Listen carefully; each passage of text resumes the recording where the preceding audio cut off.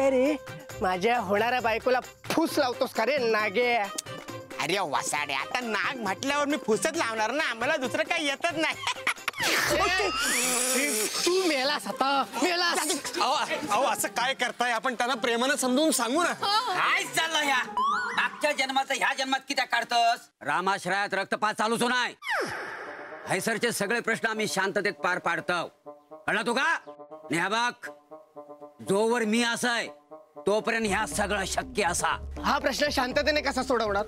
माझ्या मागच्या जन्मापासूनचा प्रॉब्लेम आहे हा. तुमका मागच्या जन्मीचो जाणून घेऊचो असा, मी तुका घेऊन जातोय मागच्या जन्माक. रामाश्रयात सगळी सुविधा उपलब्ध असा. नक्की? अरे नक्की काय? आमचा ज्ञानूवाळी आहे ना, मागचा एकच काय 4 जन्म फिरून आणेल तुला. फक्त त्याच्या प्रश्नांची उत्तर द्यावी लागतील. असले प्रश्न आता? पहिला प्रश्न, तुमका काय माहिती मागच्या जन्मात तुम्ही नेमका काय होत असता? मला ना लहानपणापासून दूध आवडायचं आणि नागाची स्वप्न पण पडायची. हा अगं हे दुधाचं माहितीये, पण हे आम्हाला सांगितलं नाही स्वप्नांचं काही. अगं नागाची स्मरणशक्ती चांगली असते, पण या जन्मी मी माणूस झाले ना, मग सकाळी उठले की सगळं विसरायचे. अगं मग तुला कधी आणि कसं आठवलं? त्या दिवशी मी त्या रेशमाच्या घरी गेले अभ्यासाला, आणि तिच्या आईने मला बदामाचं दूध दिलं. आमच्या गावात बदामाचं दूध? हो. आणि मग माझी स्मरणशक्ती सुधारली, मला सगळं आठवायला लागलं, सगळी स्वप्न. आणि पण मला याचा आणि याचा अर्थच लागत नव्हता. मग तो कधी लागला? आणि काय ग, हे पण नाही सांगितलं आम्हाला? ग मलाच कळत नव्हतं तर तुम्हाला काय सांगणार? मला वाटलं सगळ्यांनाच प्राण्यांची स्वप्न पडतात. त्या दुधाचा आणि स्वप्नांचा संबंध लावला तर मला दूध आवडतं म्हणून मला नागाची स्वप्न पडली ना. नागाला दूध आवडतं की नाही? अगं माझी माहिती. अगं तू हे काय बोलतेस? आम्हाला काही सुद्धा कळत नाहीये ग. माका कळता ही काय बोलता ती? हा तिचं बरोबर असा बोलतो. एक दिवशी एका लग्नात मी या प्रतापला भेटले आणि आई बाबांनी माझं लग्न ह्याच्याशी ठरवलं. त्याच्या आईने माझी ओटी भरली त्या दिवशी, आणि हा माझ्याकडे बघून हसला. आणि त्या क्षणी मला कळलं की हाच खुनी आहे. माझ्या मागच्या जन्मी माझ्या सनीला ह्यानीच मारलं होतं. मी ज्या क्षणी हिला बघितलेलं ना, त्या क्षणी मला जाणवलेलं की मागच्या जन्मी मी ज्या नागाला ठेचून मारलेलं त्याचं आणि हिचं काहीतरी नातं आहे बाबा. एकदम करेक्ट बोललाय. विलनला सगळं कळतं, मला माहित आहे, पिक्चर मध्ये बघितलं मी. ए विलन कोणाला म्हणतोस? तुझा बाप विलन. तुझ्या आईचा घर, तुझ्या माझा बाप काढायचा ना, असा खावला दे ना बाबा. आता ना ह्याला मी कानाखाली 5 पंखाचा हेलिकॉप्टर काढेन ना.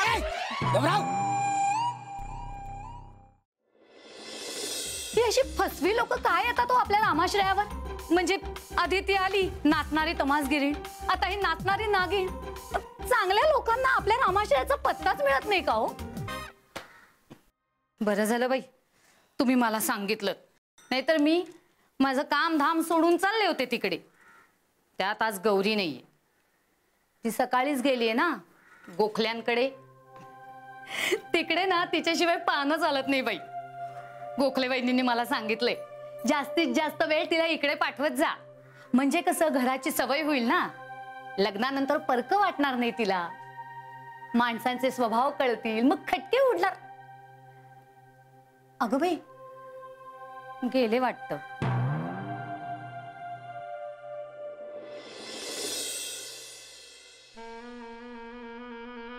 गौरीताई, गौरीताई.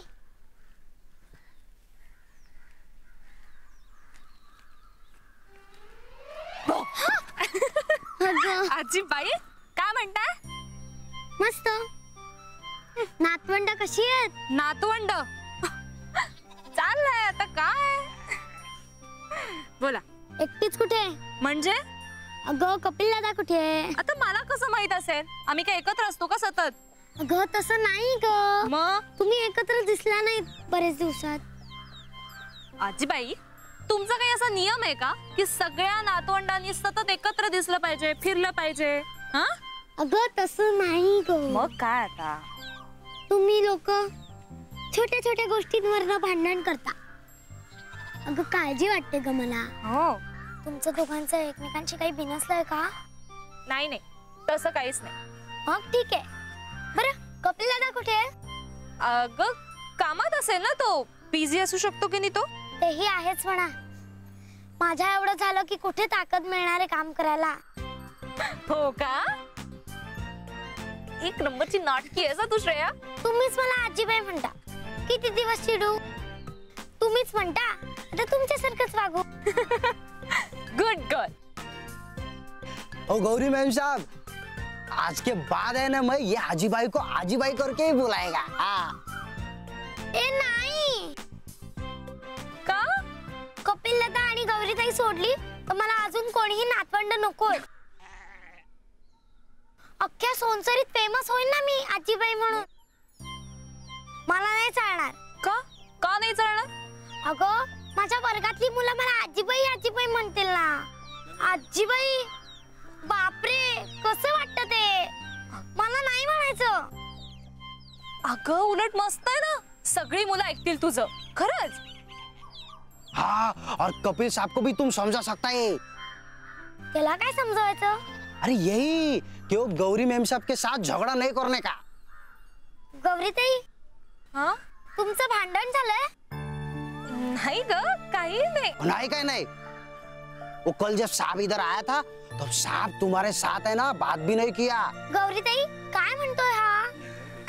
काही नाही ग, गैरसमज झाला याचा. गैरसमज हमारा कुछ भी नहीं हुआ है. गैरसमज तो तुम दोनों का हुआ है कि ना आजीबाई? गौरीताई चल माझ्या बरोबर. कुठे? चल म्हणते ना. श्रेया चल. आजीबाई ऐक ना श्रेया, तू जा, मला काम आहे. हा चल ना. जा ना बाळा तुझा.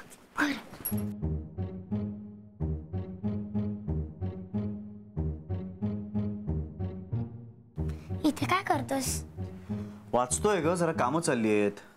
अजून काय करणार? म्हणजे बिझी आहेस. राहू दे. ए ए ए काय हवं? तू बिझी आहेस, नको राहू दे. इथे बस. शाबास. मी नाहीये बिझी. काय हवंय काय? तू गौरीताईशी बोलत नाहीयेस. हे कोणी सांगितलं तुला? मला माहिती आहे. तुमच्या दोघांचं भांडण झालं. आम्ही का भांडू? ते मला काही माहित नाही. पण तू गौरीताईवर चिडलायस. मी का चिडेन तिच्यावर? मग तुम्ही सध्या एकत्र का नसता? ए आजीबाई, आजी ना गोष्ट सांगते. तू प्रश्नपत्रिका बनवू नको. मग तू उत्तर दे. तुम्ही का नसता एकत्र? आम्ही एकत्र नसतो कारण त्याला खूप कारण आहेत. मला कामं असतात हल्ली. ती मला पण असतात. अभ्यास असतो, क्लास असतो. पण तुमच्यासाठी वेळ काढून येते की नाही मी? हो हो हो तू येतेस. अगं पण कधी कधी मला वेळ नसतो, कधी कधी तुझ्या गौरीताईला वेळ नसतो. वेळ नसतो मग ठीक आहे, पण भांडायचं नाही हा. नाहीच भांडतो. आणि कधी कधी भांडण होण्यापेक्षा थोडंसं लांब राहिलेलंच बरं असतं. जे काही तू म्हणालास ते मला काही कळलं नाही, पण मी तुझ्यासाठी काहीतरी आणलंय. अरे हे घे पणती. मी शाळेत रंगवून आणले. होय, हे मस्त आहे. हे घे, तू काकांना किंवा काकूला दे, किंवा तुझ्या गौरीताईला दे, किंवा बहादूर किंवा चिमाजीला दे. हा, दिवाळीत लावतील ते. ती तर मी देणारच आहे. मी ही तुझ्यासाठी आणली आहे. बाईंनी आम्हाला सांगितले की जे काही गैरसमज असतील ते ह्या पंटीत ठेवायचे, त्यावर तेल ओतायचं आणि मग वात पेटवून टाकायची. माझ्यावरचा राग स्वतःवर काढू नकोस प्लीज. कसला राग? आता ते मला कसं माहित असेल, पण एक गोष्ट खरी, तू माझ्याशी आधीसारखा वागत नाहीस. अशातलं काही नाहीये. एनिवे, तू मालक आहेस, त्यामुळे कोणाशी आणि कसं वागायचं हा तुझा पर्सनल चॉईस आहे. कपिल ना गौरीकडून ओवाळूनच घेणार आहे भाऊ बिजेला. म्हणजे विषय संपला ना.